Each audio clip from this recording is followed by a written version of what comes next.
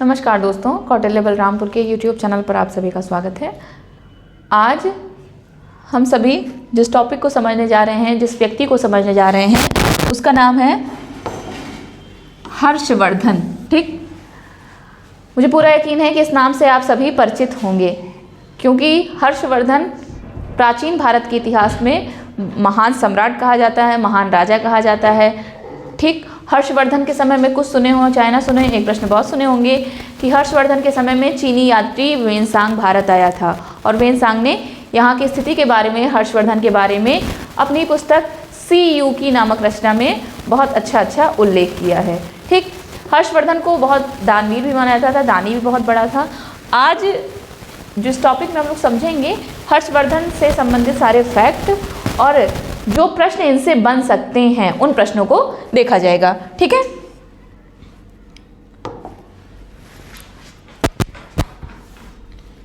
Sorry, Harshvardhan कौन से वंश से बिलोंग करते हैं? उस वंश का नाम है पुष्यभूति वंश या वर्धन वंश। चीजें आपके सामने लिखी हैं, अगर जो चीज़ें नहीं समझ में आएंगी उनको नोट करते चलिएगा। जो अगर आपके मन में डाउट आएंगे उनको आप कमेंट सेक्शन में लिख दीजिएगा, डाउट्स आपके नेक्स्ट क्लास में क्लियर कर दिए जाएंगे। हर्षवर्धन कौन से वंश से बिलोंग करते हैं? पुष्यभूति वंश या वर्धन वंश। और इस वंश का जो संस्थापक था उसका नाम था पुष्यभूति वर्धन, जो क्या था? गुप्त काल में एक सामंत था। आप जान रहे हैं गुप्त काल वाले, गुप्त काल के गुप्त वंश के संस्थापक श्री गुप्त कहे जाते हैं, जो कुषाणों के सामंत थे। सामंती व्यवस्था सातवाहन काल से चली आ रही है ना, ऐसे ही पुष्यभूति वर्धन गुप्त काल में सामंत हुआ करते थे और इन्होंने ही वर्धन वंश की स्थापना करी थी, पुष्यभूति वंश की स्थापना करी थी। और इन्होंने अपनी राजधानी किसको बनाया था? थानेश्वर को बनाया था। बहुत बारी पूछता है कि पुष्यभूति वंश की या वर्धन वंश की राजधानी कहाँ थी, या हर्षवर्धन के साम्राज्य की राजधानी कहाँ थी, तो अभी आगे समझेंगे। हर्षवर्धन अपनी राजधानी थानेश्वर से कन्नौज लेके चला गया था। कैसे कन्नौज लेके चला गया था अभी समझते हैं, लेकिन पहले ये जाने कि पुष्यभूति वर्धन ने अपनी राजधानी कहाँ बनाई थी? हरियाणा के थानेश्वर में। और फिर उसके बाद जब पुष्यभूति वर्धन चले गए, आप जान रहे हैं मोनार्की यानी जो राजतंत्र का सिस्टम होता है, उसमें राजा के बाद राजा का बेटा अगला राजा बनता है। यही राजतंत्र की खासियत होती है। अगला शासक कौन बना? प्रभाकर वर्धन।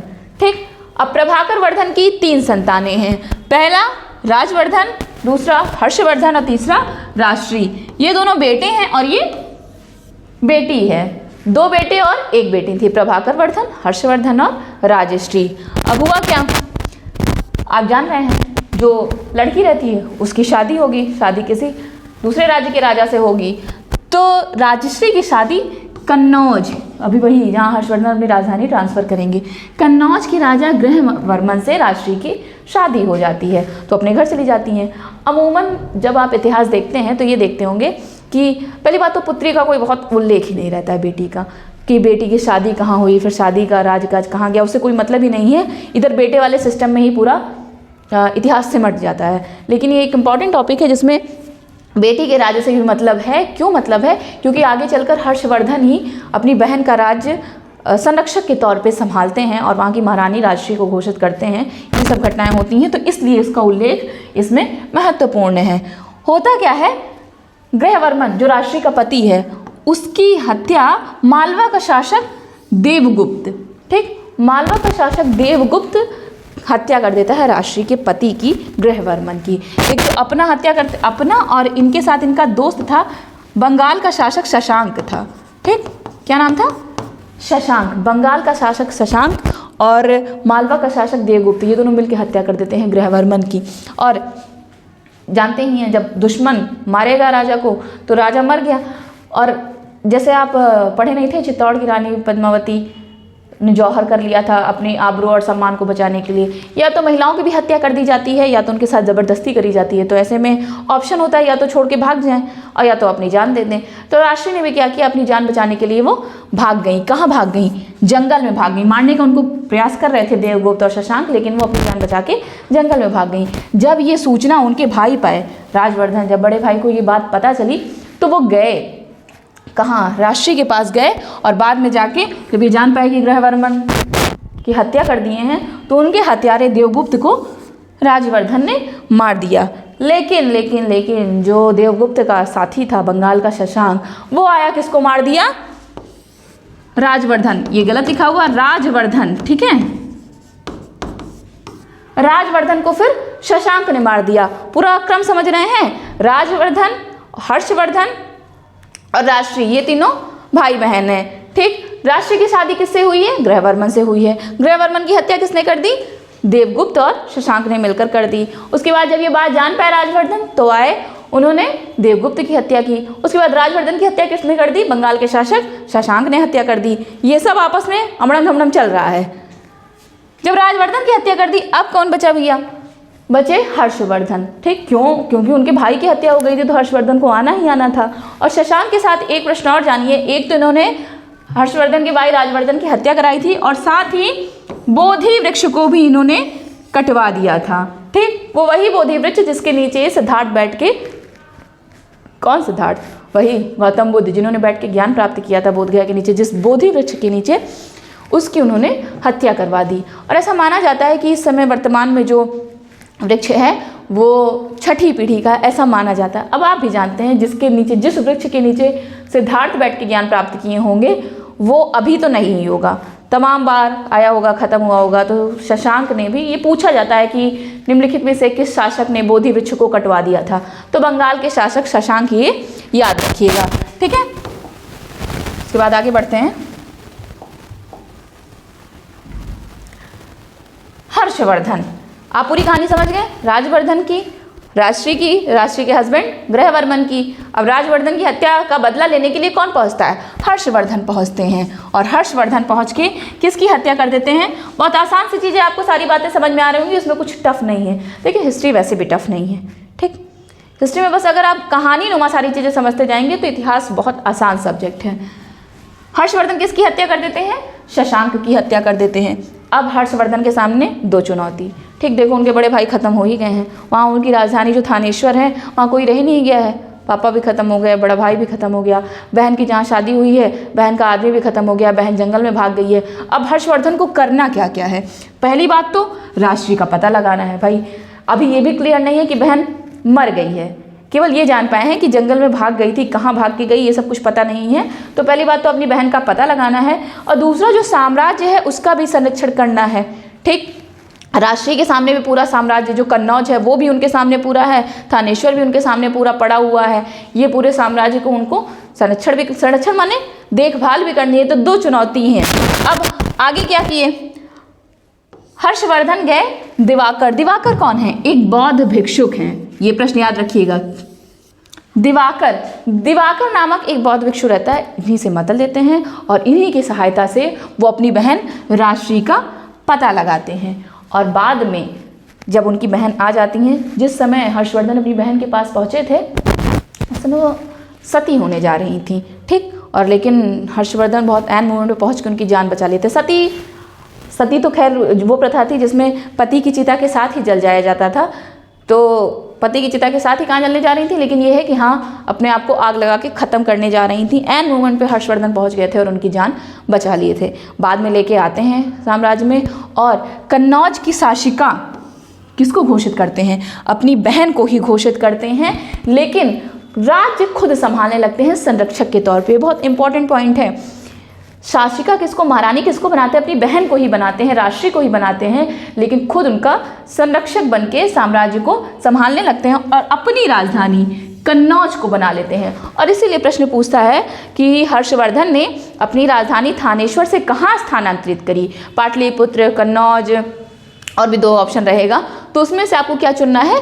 कन्नौज। और या कभी कभी ये भी पूछता है कि हर्षवर्धन के साम्राज्य की राजधानी कहाँ थी, अगर थानेश्वर विकल्प में ना हो तो कन्नौज बिल्कुल सही उत्तर है, ठीक। अब कन्नौज देखिए सत्ता का बिल्कुल धीरे धीरे केंद्र हुआ जा रहा है। जब आप मौर्य साम्राज्य या मगध साम्राज्य पढ़ रहे थे, तो मगध साम्राज्य में सत्ता का केंद्र कौन सा नगर हुआ करता था? पाटलिपुत्र हुआ करता था, ठीक। लेकिन गुप्त काल तक आते आते पाटलिपुत्र नगर से पूरा गाँव में कन्वर्टेड हो गया था। अब धीरे धीरे सत्ता का केंद्र कौन बना? कन्नौज बना, ठीक है।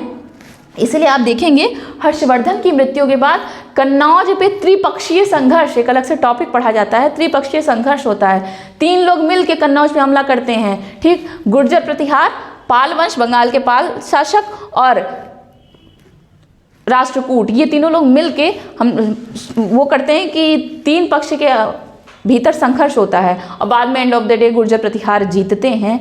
किस लिए? कन्नौज पे शासन करने के लिए। क्यों? क्योंकि कन्नौज एक तो सत्ता का केंद्र था और दूसरी बात कन्नौज जो है गंगा यमुना दोआब क्षेत्र में आता है और जो दोआबी एरिया होता है वो काफ़ी उपजाऊ एरिया होता है। ठीक है, तो ऐसे भाई फिर हुआ कि हर्षवर्धन अपना शासन संभालने लगे। देखिए बड़ी इंपॉर्टेंट बात, कभी भी स्वयं को कन्नौज का राजा हर्षवर्धन ने नहीं कहा, इन्होंने राष्ट्री का संरक्षक बन के शासन किया। ये भी आपको समझाया ना, कभी भी हर्षवर्धन ने खुद को यहाँ का राजा घोषित नहीं किया, केवल राष्ट्री का संरक्षक बन के इनके पूरे राज्य को संभाला। ठीक, अब आइए जो इंपॉर्टेंट प्रश्न इनसे बनते हैं यहाँ से देख लीजिए। हर्षवर्धन खुद भी क्या थे? एक साहित्य प्रेमी थे। बहुत सारे राजा होते हैं जो राजा होने के साथ साथ उनके अंदर और भी टैलेंट होता है। देखिए राजा होना अपने आप में एक टैलेंटेड काम है, ठीक, पूरे प्रशासन को संभालना, लेकिन कुछ एक्स्ट्रा स्किल भी होती है। तो साहित्य प्रेमी भी थे और इन्होंने खुद 3 पुस्तकों की रचना की थी। कौन कौन सी? नागानंद, रत्नावली और प्रियदर्शिका। बहुत इंपॉर्टेंट है, बार बार पूछता है प्रियदर्शिका के लेखक कौन है? हर्षवर्धन है। ठीक है, प्रियदर्शिका, रत्नावली, नागानंद, ये रचना किसने करी है? हर्षवर्धन ने खुद इन पुस्तकों को लिखा है। और इनके दरबारी कवि कौन थे? बाणभट्ट। दरबारी कवि कौन थे? बाणभट्ट थे।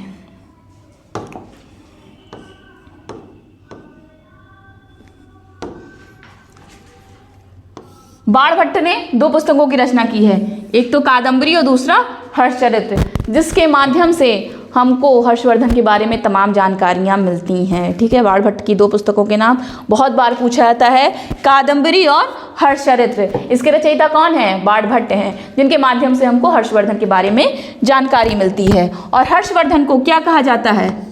शिलादित्य कहा जाता है। ये प्रश्न आप जान रहे हैं कैसे पूछा जाएगा? इधर ढेर सारे राजा का नाम, मतलब कूट में जो बोलता नहीं है, सूची 1 में राजाओं के नाम लिखे रहेंगे और दूसरे साइड उनका निकनेम लिखा रहेगा। जैसे शिलादित्य किसको कहा जा रहा है? हर्षवर्धन को। विक्रमादित्य किसको कहा जाता है?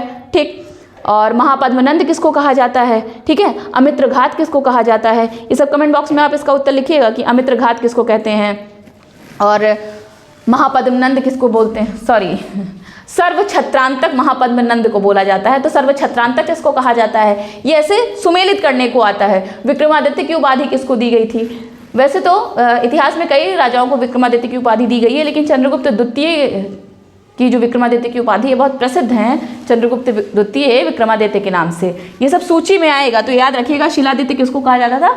हर्षवर्धन को। और इनके समय सूती वस्त्र का केंद्र कौन सा था? मथुरा। बहुत पूछा जाता है, हर्षवर्धन के समय सूती वस्त्र का केंद्र कौन था? मथुरा, वाराणसी, पाटलिपुत्र, इनमें से कोई नहीं। तो क्या याद रखना है? मथुरा इनके समय सूती वस्त्र का केंद्र था। और जो सबसे पहले आपको बताया, हर्षवर्धन के ही समय चीनी यात्री ह्वेनसांग, ठीक, कहीं ह्वेनसांग भी लिखा रहता है तो वो यही नाम है, ह्वेनसांग भारत की यात्रा पे आए थे। बहुत बार ये प्रश्न पूछता है कि चीनी यात्री ह्वेनसांग किसके शासनकाल में भारत आया, या हर्षवर्धन के शासनकाल में कौन सा चीनी यात्री भारत आया? तो ह्वेनसांग। ठीक है, 629 ईस्वी में, ठीक दिख रहा होगा, 629 ईस्वी में ह्वेनसांग भारत आए थे। और जिस समय ये आए भारत, उस समय नालंदा यूनिवर्सिटी के जो कुलपति थे वो कौन थे? शीलभद्र थे।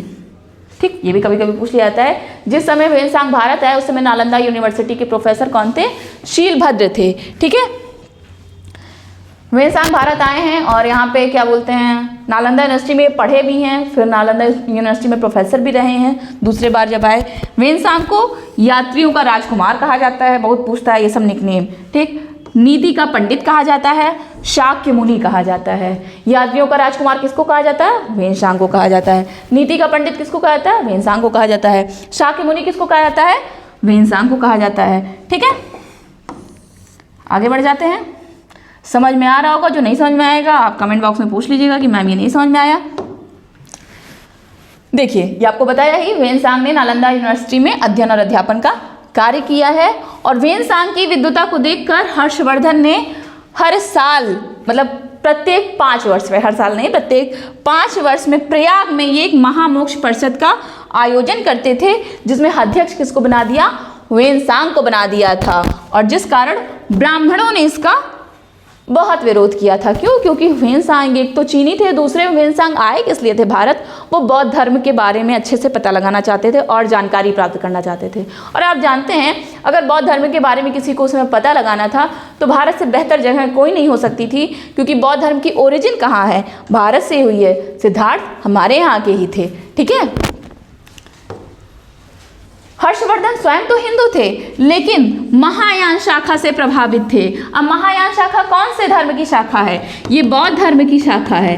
ठीक है, बौद्ध धर्म की शाखा है महायान। बौद्ध धर्म दो भागों में बटा है ना, महायान और हीनयान में। किसके शासनकाल में? ये भी कभी कभी प्रश्न पूछता है, किसके शासनकाल में हीनयान और महायान में बटा है? तो कनिष्क के शासनकाल में। जब चौथी बौद्ध संगीति हुई थी कनिष्क के शासनकाल में, कश्मीर के कुंडलवन में, वहीं पे बौद्ध धर्म दो भागों में बट गया था, हीनयान और महायान में बट गया था। तो कनिष्क खुद भी महायान शाखा का अनुयायी था और बौद्ध धर्म हर्षवर्धन भी कौन सी शाखा के अनुयायी थे? महायान। बल्कि नालंदा यूनिवर्सिटी में कौन सी शाखा की शिक्षा दी जाती थी? महायान शाखा की शिक्षा दी जाती थी। इनके समय में कन्नौज में बहुत बड़ा बौद्ध सम्मेलन का आयोजन किया गया था और इसी को कहीं कहीं इतिहासकार पांचवी बौद्ध संगीति भी कह देते हैं। तो कभी कभी अगर लिखा रहे आपसे, वैसे तो आप 4 बौद्ध संगीति रटे हुए होंगे, जो भी वीडियो देखेंगे कमेंट बॉक्स में आप लिखेंगे कि चारों बौद्ध संगीति कब हुई, किसके शासनकाल में हुई और अध्यक्षता किसने करी। ठीक है, ये तीनों चारों चीज़ें लिखेंगे। 5वीं बौद्ध संगीति कहा जाता है कि हर्षवर्धन ने कराई थी। कहाँ पे हुआ था? कन्नौज में हुआ था। ठीक,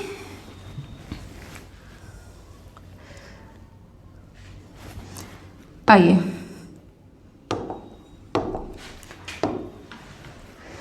देखिए, हर्षवर्धन ने पूरे उत्तर भारत को जीत लिया था, बहुत बड़ा राजा उत्तर भारत का हो गया था, लेकिन ये अपने क्षेत्र में कश्मीर को नहीं मिला पाए थे। और उत्तर भारत जब जीत लिए तो कश्मीर नहीं मिला पाए थे, लेकिन जब उत्तर भारत जीतने के बाद दक्षिण भारत की ओर चले। अरे भाई देखिए ऐसे नक्शा, ये ऊपर उत्तर भारत का हो गया, अब नीचे इधर भी तो चलना है, तभी तो पूरा भारत कब्जे में आएगा। भारत की जो छवि, मतलब जो नक्शा आपके दिमाग में, अब ऐसा तो कोई बच्चा नहीं होगा जिसके दिमाग में भारत का नक्शा ही ना हो। ठीक है, दक्षिण भारत की ओर चले हर्षवर्धन भाई साहब। लेकिन हुआ क्या? नर्मदा नदी के तट पर चालुक्य शासक था पुलकेशिन द्वितीय, इसने हर्षवर्धन को पराजित कर दिया। ठीक, तो हर्षवर्धन हार गए थे एक जगह, और ये बात ऐहोल अभिलेख में मिलती है जो कि पुलकेशिन द्वितीय ने लिखवाई है कि नर्मदा नदी के तट पर हर्षवर्धन और पुलकेशिन द्वितीय का आमना सामना हुआ, जिसमें पुलकेशिन द्वितीय ने किसको हरा दिया था? हर्षवर्धन को हरा दिया था। ठीक, कहाँ से जानकारी मिलती है? ऐहोल अभिलेख से मिलती है। ये कहाँ पे स्थित है? कर्नाटक में स्थित है। ऐहोल अभिलेख कौन सी भाषा में लिखा है? संस्कृत भाषा में लिखा है। ठीक है, ये सब प्रश्न ऐसे ही पूछता है। और 647 ईस्वी में हर्षवर्धन की मृत्यु हो गई। ठीक, 647 ईस्वी में हर्षवर्धन की मृत्यु हो गई। बाद में आप जान रहे हैं हर्षवर्धन की कोई संतान नहीं थी, और चूंकि ये राजतंत्र चल रहा था तो राजतंत्र में राजा का बेटा ही राजा बनेगा। ठीक, तो जब बेटे नहीं रह गया कोई, या बेटा ना रहे तो कम से कम बेटी रहे। ठीक है, बेटी रहे और दामाद को ही कुछ शासक वासक बना दिया जाए। जैसे जब आप दिल्ली सल्तनत पढ़ते हैं तो दिल्ली सल्तनत शुरुआत कौन कर रहा है? मोहम्मद गौरी का दामाद था। गुलाम तो था ही कुतुबुद्दीन ऐबक, लेकिन मोहम्मद गौरी का दामाद भी था कुतुबुद्दीन ऐबक। अपनी बेटी की शादी किया था कुतुबुद्दीन ऐबक से, तो बिटिया कैसे कैसे गुलाम के हाथे भेज देते? तो पूरा यहाँ जीत वीत के मोहम्मद गौरी पृथ्वीराज चौहान को हरा दिया था तराइन के दूसरे युद्ध में। फिर यहाँ का पूरा राजकाज दे के चला गया कि भैया लो। तो बेटी दामाद ही तो चालू किए। दिल्ली सल्तनत की शुरुआत गुलाम से तो होती है, वो उनके दामाद रहते हैं। फिर उसके बाद आप देख रहे हैं दिल्ली सल्तनत, फिर 5 वंश आ गया, फिर मुगल काल आ गया, आगे इतिहास बढ़ता चला जाता है। माने कोई रहना चाहिए, जब कोई रहेगा। और लोकतंत्र तो है नहीं कि चुनाव होगा, कोई ना कोई तो मिल ही जाएगा। तो लोकतंत्र में ऐसा होता है, पर राजतंत्र में ऐसा नहीं होता। और 647 में हर्षवर्धन की मृत्यु के बाद कोई रह ही नहीं गया कि उत्तर भारत का साम्राज्य कोई टेक ओवर कर सके। और इसको कहा जाता है कि हर्षवर्धन की मृत्यु के बाद राजनीतिक शून्यता की स्थिति, सन्नाटा आ गया, कोई नहीं है। और फिर जो कन्नौज में त्रिपक्षीय के संघर्ष चला था, पता है आपको कितने साल चला था? 200 साल चला था। 200 साल अंग्रेजों ने भी राज किया है भारत पे। 200 साल तक कन्नौज पे संघर्ष चलता रहा कि कब्जा किसका होगा। और 200 साल बाद कितनी पीढ़ी आई, कितनी पीढ़ी गई, तब ये निपटारा हो सका कि गुर्जर प्रतिहारों का, गुर्जर प्रतिहार का कब्जा हुआ फाइनली किस पे? कन्नौज पे। ठीक, और इसीलिए इतिहास में हर्षवर्धन की मृत्यु को युग परिवर्तन का काल कहा जाता है। क्यों? क्योंकि इनके बाद से फिर उत्तर भारत में उस तरह से कोई बहुत बड़ा राजा नहीं आ सका जो बांध सके सबको। ठीक है, छोटे छोटे तमाम राजा रहते हैं, लेकिन कम से कम एक केंद्र में, एक सत्ता में एक पावरफुल पर्सन रहना चाहिए जो छोटे छोटे तमाम राज्यों को बांध सके, जिससे वो साम्राज्य बन सके। अब ऐसा नहीं कि कोई नहीं था, सब सन्नाटा हो गया था, निर्वात हो गया था, पूरा खाली ये था, नहीं, छोटे छोटे तमाम राजा रहे होंगे, तमाम वंश हुए, लेकिन कोई बड़ी शक्ति नहीं आ सकी। और इसीलिए फिर धीरे धीरे विदेशी आक्रमणकारियों को, जो विदेशी लूटने आए थे, देखिए 647 में हर्षवर्धन की मृत्यु होती है और 712 ईस्वी में पहला मुस्लिम का आक्रमण होता है। ठीक, और फिर उसके बाद 1191 में तराइन का पहला युद्ध, 1192 में तराइन का दूसरा युद्ध और 1206 से दिल्ली सल्तनत की शुरुआत होती है। अब आप कहेंगे मैम बीच में इतना ढेर सारा गैप तो है, लेकिन अब वही है, इतिहास में ये सब टाइमलाइन बहुत छोटी मानी जाती है। इतिहास में कोई भी चीज़ एक दिन में नहीं पलटती है। ठीक, तो हर्षवर्धन ये सबसे बड़े और महान, मतलब सबसे बड़े क्या, एक महान सम्राटों में से एक हैं, जिनसे प्रश्न जितने बन सकते थे उतना हमने आज के वीडियो में समराइज करके आपको बता दिया। और भी ऐसे तमाम वीडियो के लिए आप हमारे साथ बने रहें। जितने प्रश्न हमने वीडियो के दौरान पूछे हैं उनका उत्तर कमेंट बॉक्स में ज़रूर लिखिएगा। Thank you so much.